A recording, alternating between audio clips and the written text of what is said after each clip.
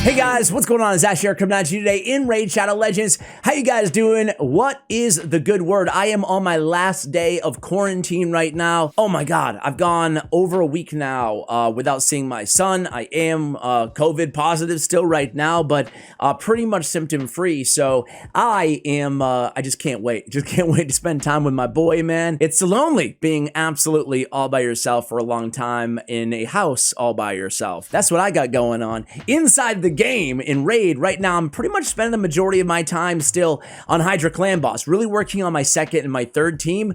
Who are they gonna be? What is it gonna be? That's where my head's at right now. In case you missed the video, by the way, on Umbral Enchantress that I put out yesterday, maybe tomorrow, I'm not sure which order I'll put these out on. Dude, look at this team. This is hard difficulty, and this is my best team so far, this Umbral team, man. I'm a big fan of it. That was a really fun video to make.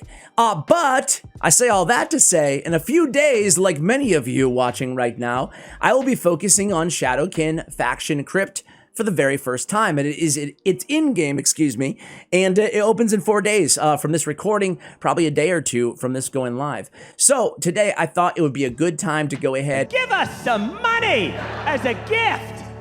We want a gift! And show you the team that I'm going to use. It's going to be legendary heavy, but I really want to talk about mainly epic champions in the Shadowkin faction. You know, who's worth building, but I want to start with, before we talk about these individual champions, I want to start by talking about like the fundamentals of what we're looking for in a Faction Wars team, at least what I'm looking for, right? We're not going to be able to get everything, but what are the most important elements to have on your team? That way you're balancing your team correctly. I imagine a lot of you guys will have Ninja. Not all of you listening. I know there's a lot of new players watching right now, but if you have Ninja, he's probably going to be your DPS option for the most part, and he's going to be very helpful with his A3 on freeze. So assuming that a lot of you guys have Ninja at least, you're going to have your DPS pretty much already on lockdown. Also going to be helping you out with that freeze, crowd controlling the enemy team. So what else are we looking for? Well, first and foremost, I'm thinking about survivability on my squads, right? Doesn't matter how long it takes, as long as you can actually beat these crypts, beat these levels, you'll advance, and then you'll get better glyphs and eventually be able to clear the crypt, right? So I don't care how long it's taking me, so I'm focusing on defense first. Survivability, to put it more aptly. So what do I mean? I mean increased defense buffs, strengthen buffs, continuous heals, revive on death, ally protect.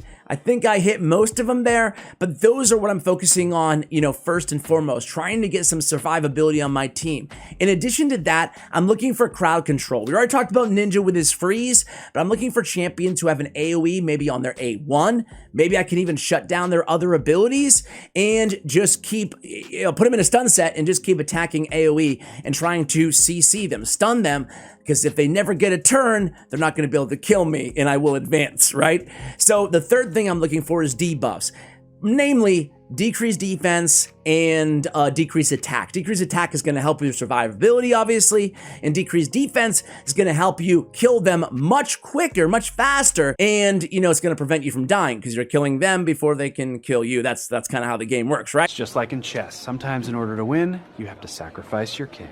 That's exactly how you lose at chess.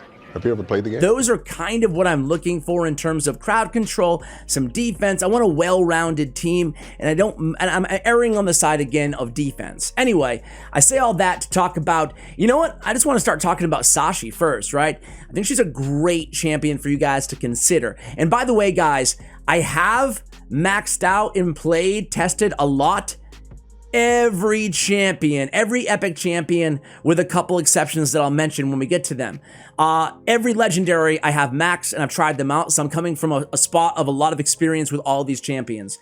So Sachi, on the A1, she has an AoE with decreased accuracy. Now, decreased accuracy is not one of those quintessential debuffs that we need to have on our team. However, it's a really handy debuff to have, right? It's going to help you resist some of what the enemy team is throwing at you, especially as things get a little bit more difficult.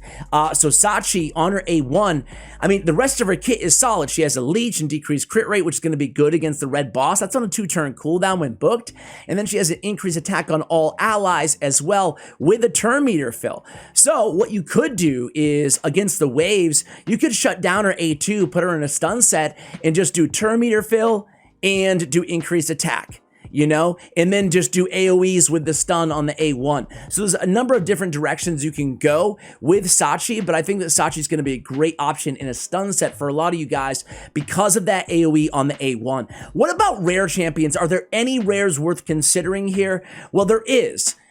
It's Odachi, not Odachai. Sorry, guys. You guys really let me have it in the comments. Rightfully so, man. Rightfully so. I'm going to try to get better at pronunciations here in 2022. Odachi. Or Odachi. Odachi. You guys got me walking on eggshells, man. Some of you guys. We have the Provoke on the A1, defense-based champion, right?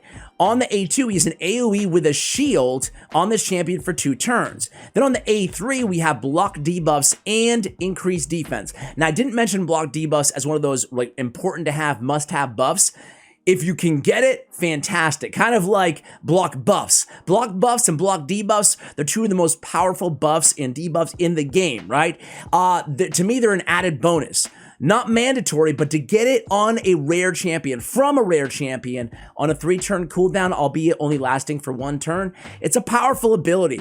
I would consider taking this dude to level 50 at least. If you have him, and if you're looking for, you know, if you don't have an increased defense champion, if you don't have a block debuff champion, he's a really good option. He's easy to keep alive because his damage is based on defense. That means you don't even have to worry about attack. You build him to be super tanky, okay? So a good champion, a good option for you guys.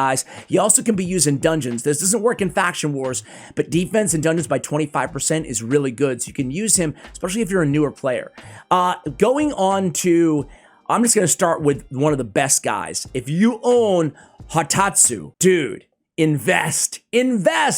He is really, really good. Another defense-based champion, and he's bringing a lot of what you need to the table. He has a leech on the A1. I apologize for all these books, man. Those books are awful on the A1. But I was gonna say, I think it gets better. It doesn't get better. Ouch. Listen, the books suck, but he's worth booking if you're going to make an investment, because he'll help you all the way through faction wars and in other areas of the game. This is one of my favorite epic champions, can you tell, out of the whole entire faction. An AoE with a decreased attack on the A2 on a 3-turn cooldown, 80% chance of that landing. If you pick up the sniper ability, that will bring up to 85% chance of landing. That's really good, and we already talked about how important decreased attack is to keep your team alive, right? It's cutting their attack in half, you know? On the A3, we have increased defense on a 3-turn cooldown with a continuous heal. So he's healing, increased defense, 3-turn cooldown with the decreased attack with the leech, man. He can help you with heals. He can help you with increased defense, survivability monster, right? Monster. He's the best you can get out of epic champions. Really, you know, he's up there, upper echelon in all the entire game. Forget just Shadowkin. He's really good. He'll also remove a random debuff from himself at the start of each turn. So he has a built-in self-cleanse, and he's going to prioritize the most annoying debuffs, the crowd-controlled debuffs, stun, sleep, freeze, fear, etc.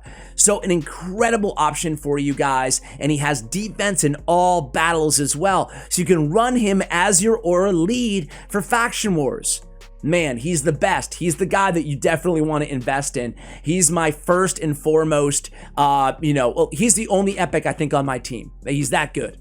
Anyway, moving along here. What other champions out of the epics are worth building? Let me just go through them all quickly, but I do want to touch on Burngear first. Burngear is another really, really solid champion, guys, especially for faction wars. He's got a provoke on his A1. On his A2, he's an AoE stun at a 60% land rate. So he has that built-in stun on a 3-turn cooldown. His damage is based on defense, again, as I mentioned. And then he has the big version of strengthen and a shield on all allies on a 4-turn cooldown. So again, great for survivability, great for crowd control. You can even run him if you're lucky enough to have both. Him and Hatatsu on the same team. Think about it. Decrease attack, increased defense, stuns everywhere, provokes everywhere, the big version of strengthen and shield.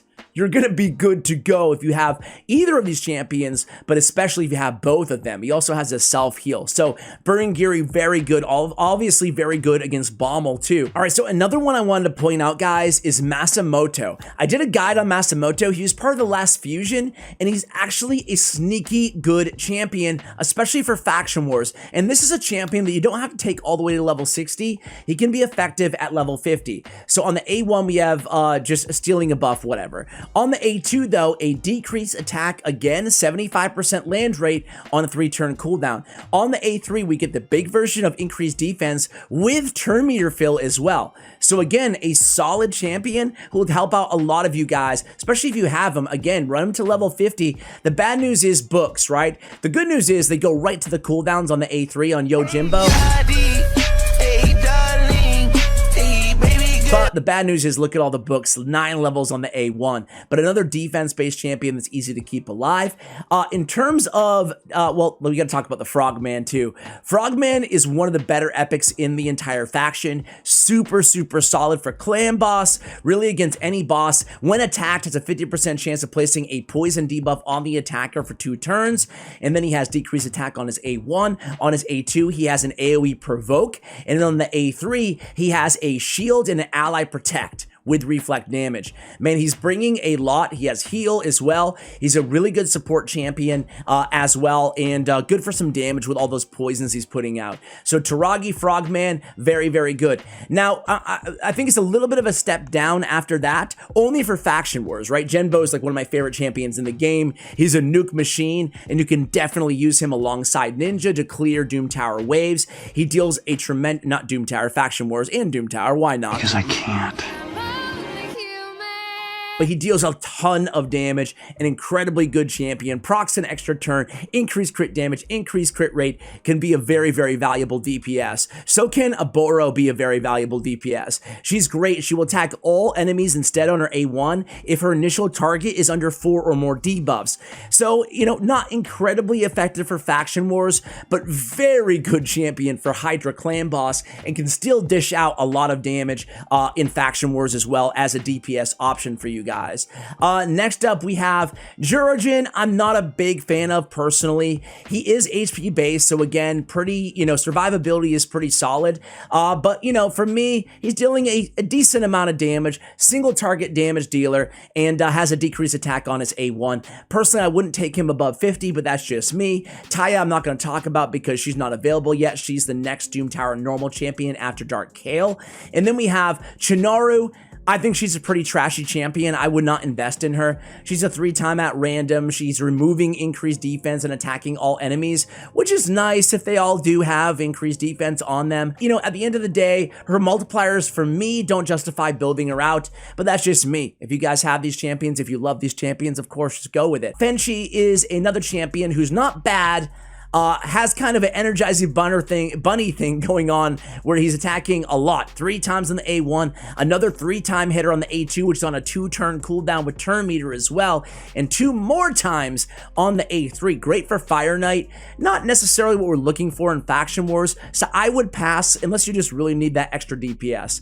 Umatogi is not an awful champion, but I wouldn't invest in her personally for Faction Wars. She has perfect veil and increased speed on herself, and then an increased turn meter on 3-turn cooldown. I would love this A3 to grant an extra turn. That would definitely make her more viable for me. But again, we're just attacking one enemy, single target stuff. Whenever she's attacked, she is mitigating a hit. So that's really cool. She's pretty easy to keep alive, but still, for me, not my favorite out of the crop of champions here. Shauni's a really interesting and really good champion. She's unique because she has this sure shot passive. Immune to decreased accuracy debuffs, and increases this champion's crit rate for every point of accuracy they have. So you can get a nice crit rate bonus, not have to worry about really maximizing your crit rate to 100%, just off of building a lot of accuracy, which she already needs because she's placing an HP burn for 2 turns if the attack is critical. She also has an increased accuracy and increased attack on herself. She has solid multipliers as well, and an AoE with an increased duration of debuffs, which is, you know, required. Accuracy is required for the A3 as well in this champion. So again, nice to just build her with a lot of accuracy, crit damage gauntlets on her, and she can deal a lot of damage. Again, is she the best for Faction Wars? I don't think so personally, but she's very effective for Clan Boss because she brings the poison sensitivity on the A1 as well. Good for Dragon as well. So it's a champion that you can get a lot out of, even beyond just Faction Wars. All right, so let's touch on the legendaries really quickly here, guys. I'm not going to spend a ton of time, but Gintoro is just an absolute monster. He's stealing 100% turn meter. Great for the red boss. A great champion to invest in overall. I personally run him in Relentless set because will attack 5 times on this A3 on every 4th use of the skill. It's going to be great again against the red boss in particular. Very cool champion. All turn meter effects will increase by 50% when used on this champion.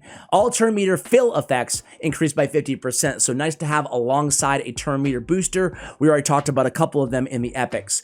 Gintoro, very, very cool champion. Lady Kimmy is one of the best champions in the game. She has 2 powerful AoE attacks on her A2 and A3. Her A2 brings decreased speed and decreased accuracy with an AoE with turn meter depletion. On the A3, we got increased accuracy, increased speed with turn meter fill. Man, she's just one of the best, one of the fastest champions in the game, and overall just a beast, right? Speed and Doom Tower battles, and then she has more turn meter on the A1. Lady Kimmy is a must-use, a must-have. My team's gonna be, as I said, guys, super legendary heavy, but it's gonna be Hatatsu, Rio, Ninja, Lady Kimmy, and Kyoku is gonna be my squad. Ninja we already talked about. Great for crowd control, great for damage. What else is there to say, right? He also brings decreased defense on his A1. Just one of the best champions in the game for bosses, probably just the best champion, certainly in the conversation for sheer DPS in the game. A beast of a champion. Congratulations if you're playing when you could claim Ninja, right? Yoshi's actually pretty solid for Faction Wars, believe it or not, guys. He has a stun on his A1, on his A2 on a 2-turn cooldown. He has HP burn and decreased accuracy. Then he has an AoE True Fear, 75% chance of landing. Not bad on that A3 with increased attack and increased accuracy buff on all allies. Very, very effective with turn meter fill on the passive. And then speed in all battles could be a good aura lead too at 19%. So Yoshi was a fragment summon or a fusion. Fragment summon, I think. So a lot of people do have him. I would not shy away from using him for a crowd control and just damage against the red boss and increased accuracy, right? Noble is probably the only legendary that I have that I wouldn't use. Like, I don't like Noble. I don't think he's that good of a champion. You can see he's one of the worst in the game. The best use for Noble is using him to empower Ninja, because he's Ninja's empowering champion. You can sacrifice him to get +1, +2 on Ninja. You need to let me be what I'm meant to be. I'm not the one who dies. I'm the one who Power Ninja. With all that said, his kit is not absolute trash. It's really predicated on the targets being under fear or true fear, as you can see on his abilities, right? So when paired alongside Yoshi, because he does bring true fear on an AoE, on a 3-turn cooldown, he actually can be pretty effective as kind of a DPS option. So I would say with that caveat, he's an interesting companion champion almost to Yoshi. Genzin.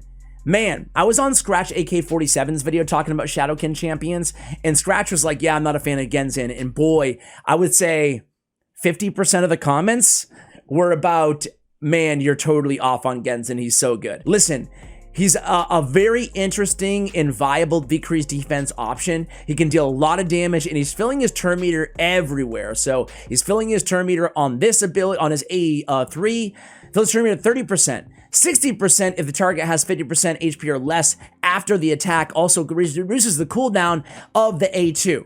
So a turn meter fill too. Each critical hit fills a champion's turn meter by 10%. So he's just like the Energizer Bunny, man. He's a snowball that just keeps going and going and going. So a lot of damage and decreased defense. Is he a top 20, 30, 50 champion in the game? No. But can he be helpful and incredibly effective as your decreased defense option? And there's not a lot of them in Shadowkin, of course. So if you have him, probably going to be using him.